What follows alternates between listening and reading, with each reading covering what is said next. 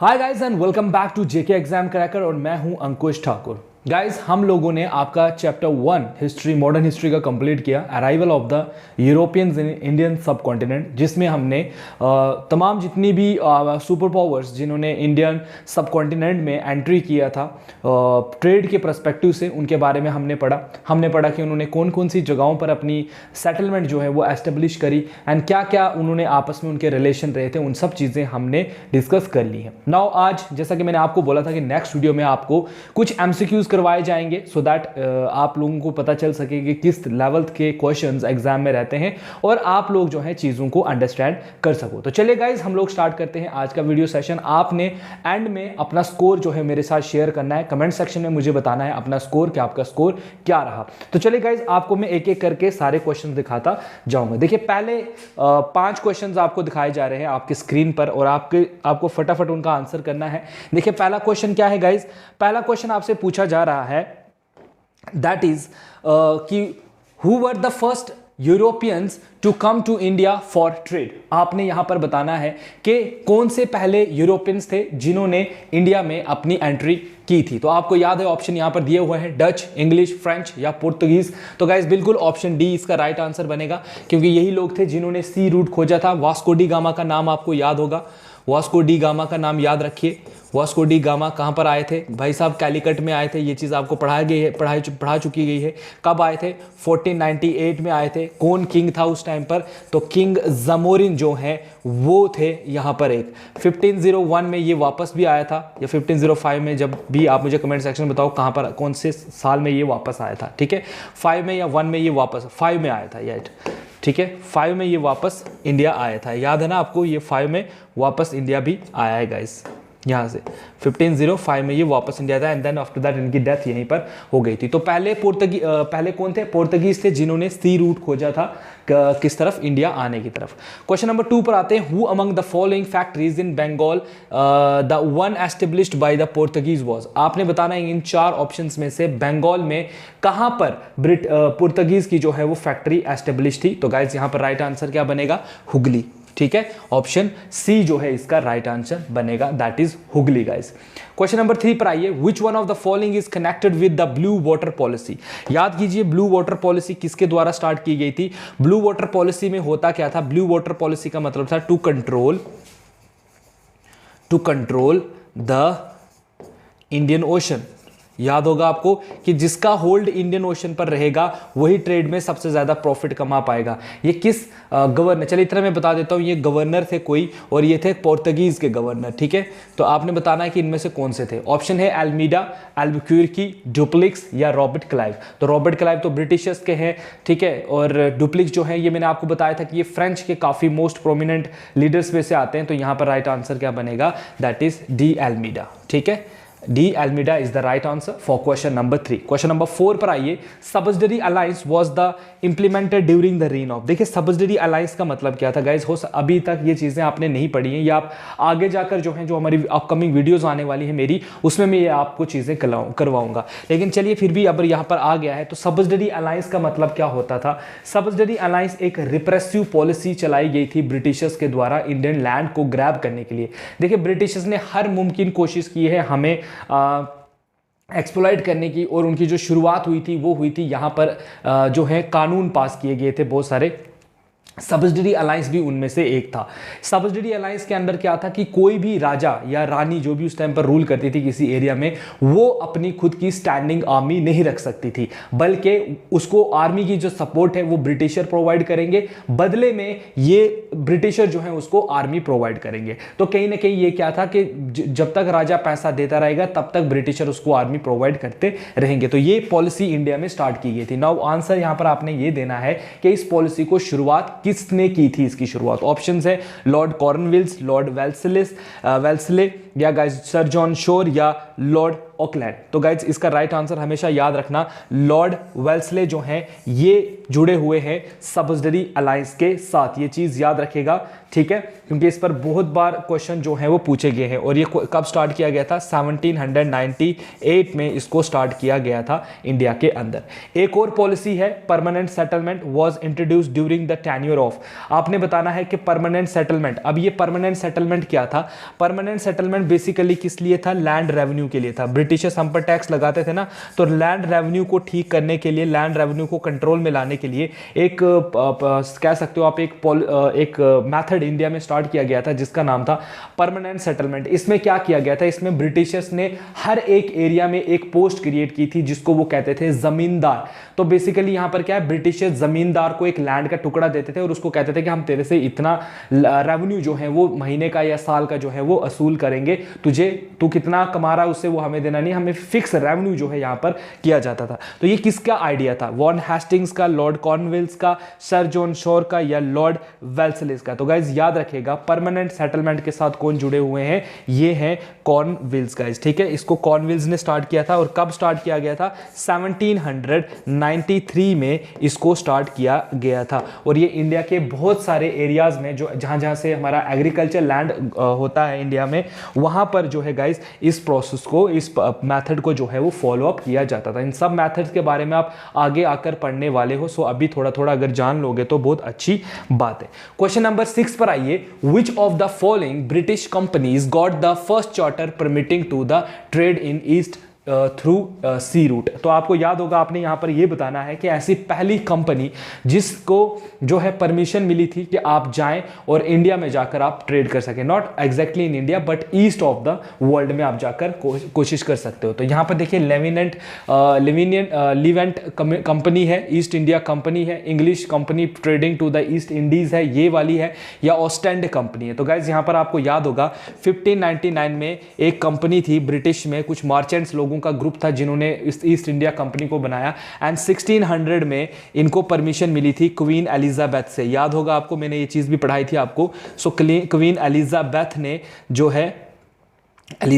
ने जो है इनको परमिट किया था कि आप जाकर ट्रेड कर सकते हो। तो वो कौन थे गाइस, तो वो थी आपकी East India company, the English company trading to the East, ठीक है। तो ईस्ट इंडिया कंपनी इसका राइट आंसर बनता है। क्वेश्चन नंबर 7 पर आते हैं, first factory of the East India company was established in. तो याद रखिए जब 1600 में इनको परमिशन मिले तो ये इंडिया आए, और मैंने आपको बताया भी था कि ये इंडिया के बाकी पार्ट्स में नहीं जा सकते थे क्योंकि वहां पर पोर्तुगीज का काफी ज्यादा इन्फ्लुएंस था। इसलिए ये सबसे पहले मुगल टेरिटरी में गए और इन्होंने मुगल से परमिशन मांगी, और सबसे पहली फैक्ट्री इनकी कहां पे लगी थी, सूरत में लगी थी। अगर आपसे पूछा जाए कि साउथ में कहां लगी थी, तो मैंने आपको बताया भी था कि मसूलीपट्टनम करके जगह याद रखिएगा, मसूलीपट्टनम जो है इसमें इन्होंने साउथ में जो है ये फैक्ट्री लगाई थी। ये इन्होंने वेस्ट में लगाई है, ये इन्होंने साउथ में लगाई है। सूरत में इनकी फैक्ट्री कब एस्टेब्लिश होती है, अगर इस पर क्वेश्चन पूछा जाए तो ये इन्होंने की थी 1613 में, और मसूलीपट्टनम जो है इसको इन्होंने कब लगाया, देखो सूरत में 1613 में फैक्ट्री लगा रहे हैं, तो यहां पर कब लगाएंगे, तो यहां पर ये लगाएंगे 1616 में यहां पर फैक्ट्री लग रही है। तो इंडिया में 1613 में, south of the India 1616 guys, ठीक है। तो इस तरीके से जो है आपने आंसर्स जो है अपने याद रखने हैं गाइस। चलो moving on to the next question.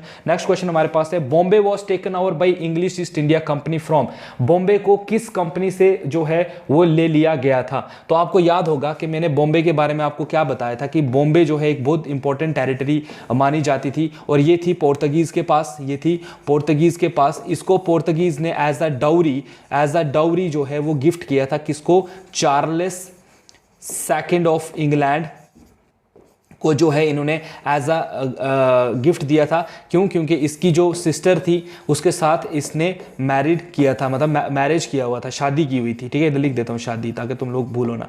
तो शादी की हुई थी, इसलिए इनको जो है वो गिफ्ट में मिला था। तो इसका आंसर क्या बनेगा, पोर्तुगीज। याद रखिएगा क्वेश्चन नंबर 8 का आंसर क्या बनेगा, पोर्तुगीज। और ऐसा कब हुआ है, ये हुआ है 1663 में, 1663 ईस्वी में ये सारी कहानी जो है वो घटी थी, ये घटना जो है वो घटी थी। क्वेश्चन नंबर 9 पे आइए, Who among the following was or were associated with the introduction of Rotwadi settlement in India during the British rule? देखिए अब इसमें ना एक और प्रोसेस था, जब जमींदारी सिस्टम जो है, आपने जमींदारी सिस्टम का नाम सुना, अभी थोड़ी देर पहले सुनाया मैंने आपको। जमींदारी सिस्टम जब जो है खत्म हो गया, क्योंकि ये काफी ज्यादा एक्सप्लोरेटिव हो गया था, इसने काफी ज्यादा रेवेन्यू को जो है वो खत्म करना स्टार्ट कर गया था। क्योंकि जमींदार के पास जो लैंड होती थी वो उस लैंड के बारे में नहीं सोचता था, बल्कि सिर्फ अपने प्रॉफिट के बारे में सोचता था, जिसके चलते जमीन ज़मीन की जो फर्टिलिटी थी वो काफ़ी ज़्यादा कम हो गई थी, जिससे प्रोडक्शन प्रोसेस इंडिया में कम हो गया था। तो अंग्रेज़ों को इस बात का जब पता चला, उन्होंने इस पर रिसर्च करा, उसके बारे में उन्होंने देखा, तो इनको पता चला कि यहाँ पर ज़मींदारी का जो प्रोसेस हमने स्टार्ट किया था,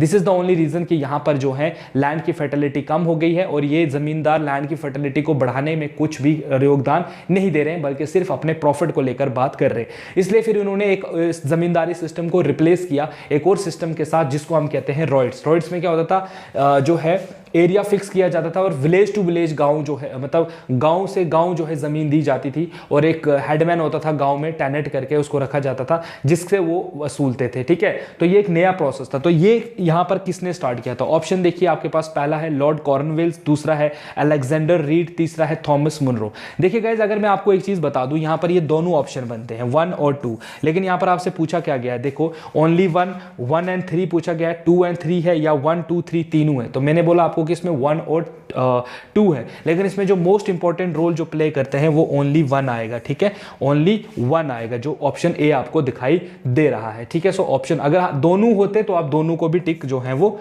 मार सकते थे। ठीक है, चलिए आगे बढ़ते हैं अगले क्वेश्चंस की तरफ। अगला क्वेश्चन आपके लिए क्या लेकर आए हैं? अगला क्वेश्चन है आपके लिए क्वेश्चन नंबर 10, और क्वेश्चन नंबर 10 कह रहा है कि French East India company was constituted during the reign of. कौन से ऐसे राजा थे फ्रांस के जिनके टाइम पर जो है फ्रेंच ईस्ट इंडिया कंपनी बनी थी? तो मैंने आपको ये चीज़ पढ़ाई भी थी, अच्छे से पढ़ाया हुआ है। तो ये कौन सी है गाइस? ये है लुइस 14। ठीक है, लुइस 14 जो है इसका राइट आंसर बनता है। Louis 15 is the right answer. और ये कब बनी थी? 1664 में, 21 ऑफ सितंबर लिख देना इसको। ठीक है, 1 ऑफ सितंबर 1664 को ये कंपनी बनी थी। और इनकी पहली फैक्ट्री कहाँ लगी थी? अगेन सूरत में। फिर इन्होंने वॉर्स लड़ी थी, first Carnatic war, second Carnatic war और थर्ड कैनेटिक वॉर। 3 वॉर्स इन्होंने इंडिया में लड़ी हैं। नेक्स्ट क्वेश्चन पर आइए। Which of the following was led the foundation of the British Empire in India? बताना है आपने। ये 4 वॉर्स हुई हैं गाइज, और ये वॉर्स अभी तक आपने हो सकता है नहीं पढ़ी हो, क्योंकि अभी तक मैंने आपको इसको लास्ट वीडियो में इनको डिस्कस नहीं किया है, बट आगे आकर ये सब चीज़ें आप अच्छे से पढ़ने वाले हो। तो आपने इसमें बताना है कि ऐसी कौन सी वॉर है जिसको कंसिडर किया जाता है कि उस वॉर के बाद ब्रिटिशर्स की जो इंट्रूजन है, या ये कह सकते हो कि रियल मेकर जो है इंडिया के, वो बनना वो स्टार्ट हो गए थे, पावर उनके पास आना स्टार्ट हो गई थी।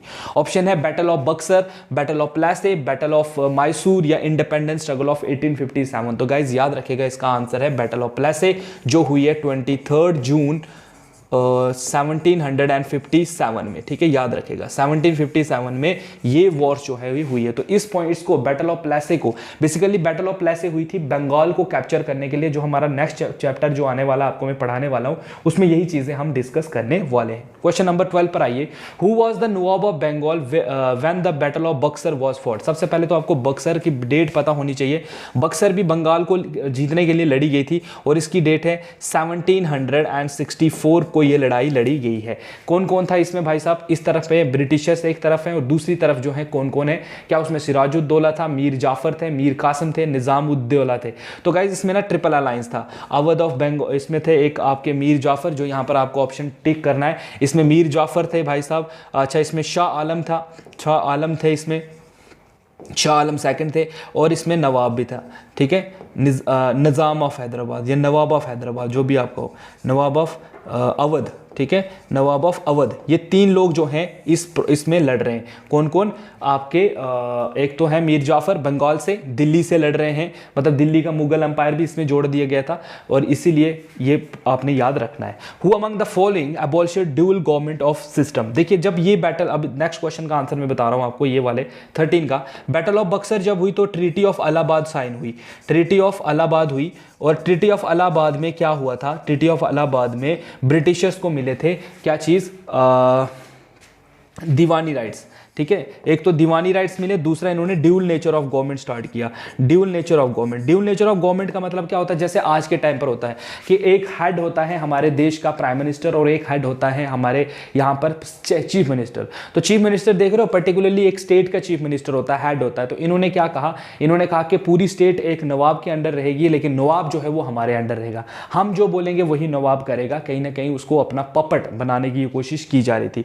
तो यहाँ पर ये बताना है आपने कि बोलता है अब ये जो प्रोसेस था कि नवाब जो है वो ब्रिटिशर्स के अंडर रहेगा, ये जो है ये खत्म कब हुआ, किसने ये कहा कि आज के बाद नवाब शवाब बिल्कुल हटा दो, अब पूरा प्रोसेस जो है वो हमारे हाथ में आएगा, मतलब पूरा इंडिया का जो कंट्रोल है वो हमारे हाथ में आएगा। ये किसके टाइम पर हुआ था? रॉबर्ट क्लाइव के टाइम पर, लॉर्ड कॉर्नवालिस के टाइम पर, वॉर्ड हेस्टिंग्स के टाइम पर, या guys none of the above? तो याद रखिएगा ये हुआ है वॉरेन हेस्टिंग्स के नाम पर, ठीक है, जब वॉरेन हेस्टिंग इंडिया के गवर्नर जनरल बने थे। He was the first governor general of India, ठीक है, याद रखना इसके बारे में, first governor general of India बने थे ये, ठीक है। और ये इनका जो टेन्योर है 1772 से लेकर 1772 से लेकर ये 80 प्लस तक रहे हैं ये, ठीक है। इस पर नहीं, मेरे को अभी एग्जैक्ट डेट नहीं याद है, बट इतना याद रखिए। और ये 72 में ही इन्होंने ये process, that is dual nature जो है गवर्नमेंट सिस्टम का, इसको खत्म किया था।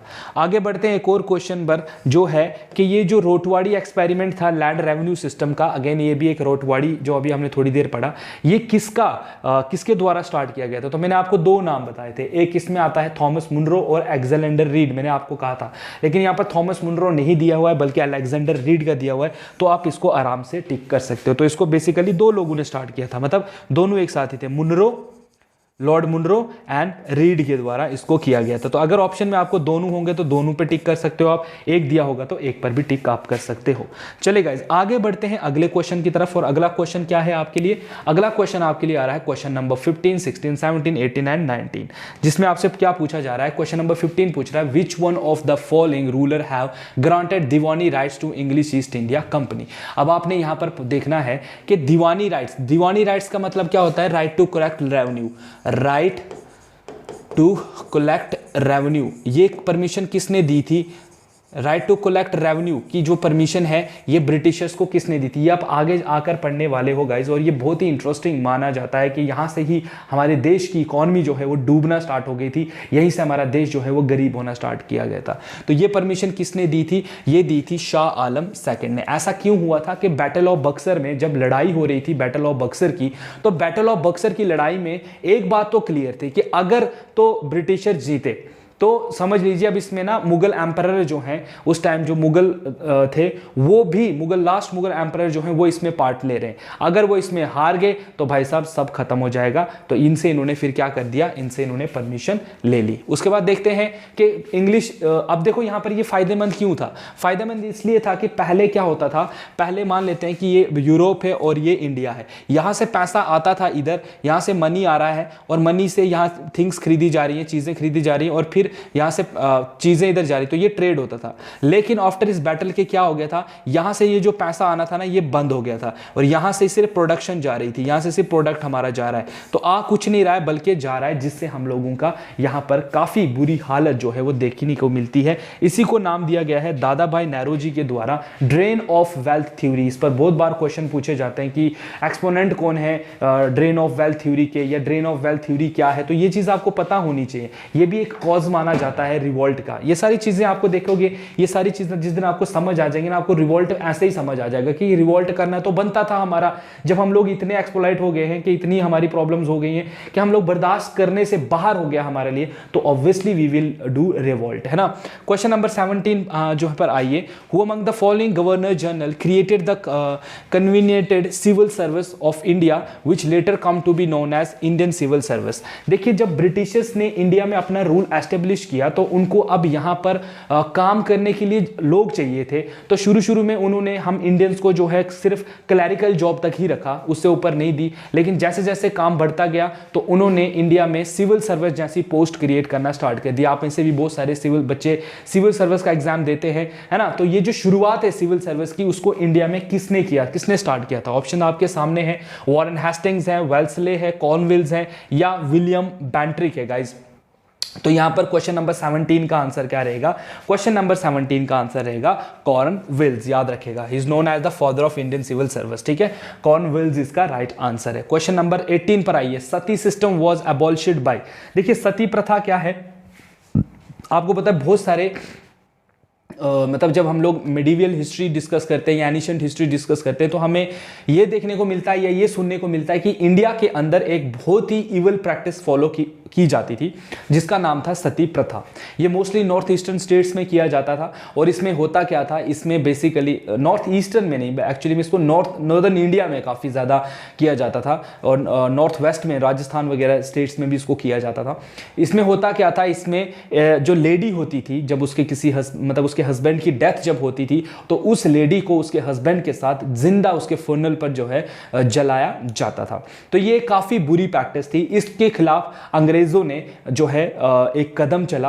अंग्रेज़ों ने खुद से इसके खिलाफ नहीं कुछ किया था, बल्कि हम इंडियंस ने ही, हमारे कुछ प्रोमिनेंट थिंकर्स थे जैसे जिनका नाम आता है, इसमें जब भी सती का क्वेश्चन आता है तो राजा राम मोहन रॉय का नाम ज़रूर आता है। राजा राम मोहन रॉय, इनके बारे में भी हम पढ़ेंगे, इन्होंने भी बहुत सोशल रिफॉर्मर रहे ये हमारे।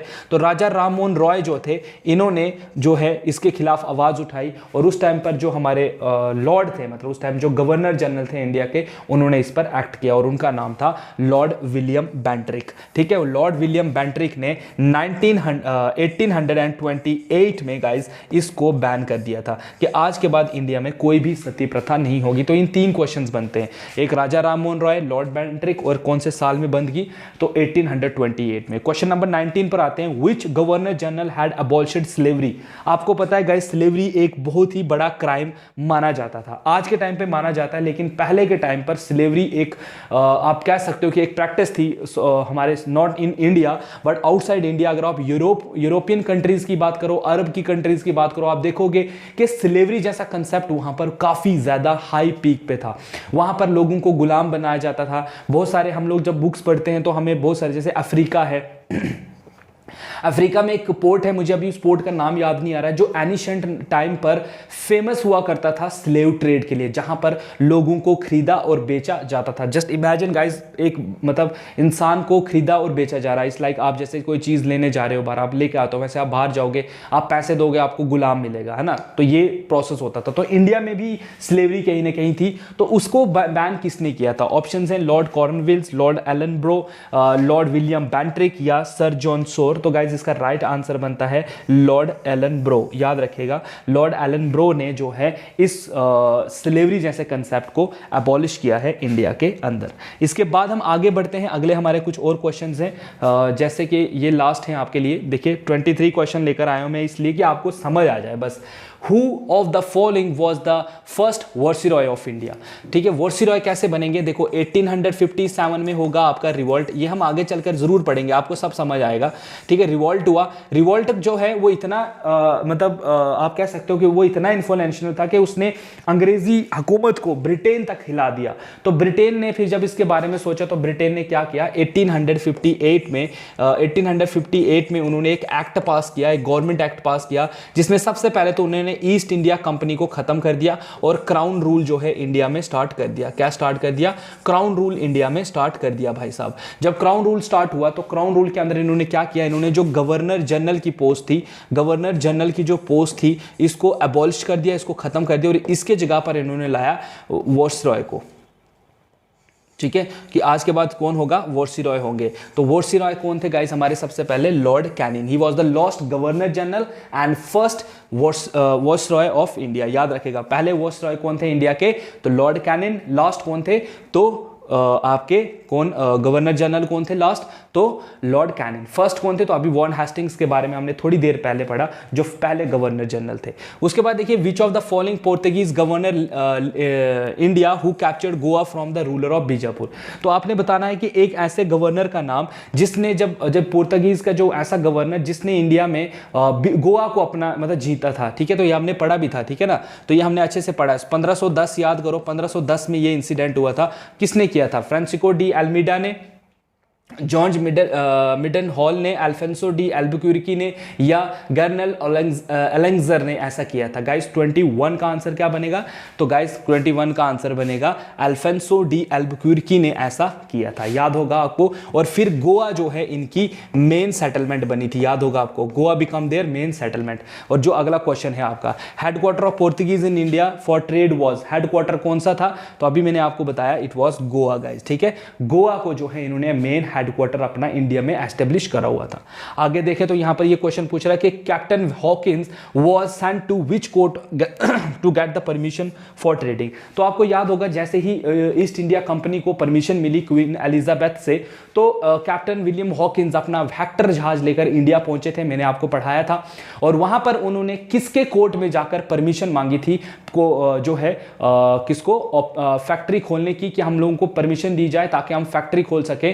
कहां पर गाइस? सूरत में। तो किसके कोर्ट में भेजा था? शाहजहां के, औरंगजेब के, जहांगीर के या अकबर के? तो बिल्कुल जो बच्चे यहां पर सी को चुन रहे हैं, जो कह रहे हैं कि जहांगीर के कोर्ट में ये गए थे, तो उनका बिल्कुल सही आंसर है गाइस। ठीक है, सो ये थे गाइस आपके लिए कुछ इंपॉर्टेंट क्वेश्चन जो मैं आज लेकर आया था, इस उम्मीद के साथ कि आप पिछले 2 दिन से लगातार वीडियो को देख रहे हो, आप चीजें के समझ रहे हो। एंड मोस्टली जो फ्रेशर बच्चे होते हैं उनको नहीं पता होता है कि किस तरीके से क्वेश्चन एग्जाम में रहते हैं।